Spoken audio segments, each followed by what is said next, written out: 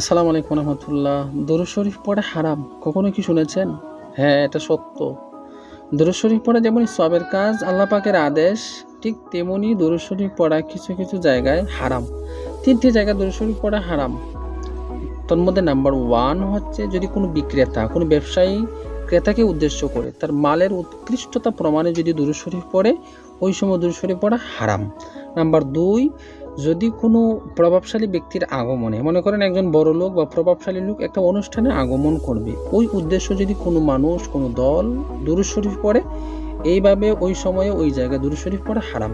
3 number হচ্ছে যে তাশাহুদ, আমরা যে নামাজে তাশাহুদ পড়ি, আত্তাহিয়াতু লিল্লাহ, ওই জায়গার মধ্যে আসসালামু আলাইকা আইয়ুহান নবী, এই জায়গায় আমার নবীকে যে সম্বোধন করা হয়, ওই সময়ে নবীকে সম্বোধনের জায়গায় যদি আপনি দুরূদ শরীফ পড়েন, এমনিতে রসুলের নাম মোবারক শুনে দুরূদ শরীফ পড়া কিন্তু ওয়াজিব। ওই তাশাহুদের মধ্যে কিন্তু দুরূদ শরীফ, রসুলের নাম শুনে দুরূদ শরীফ পড়া হারাম। এই 3টি জায়গায়।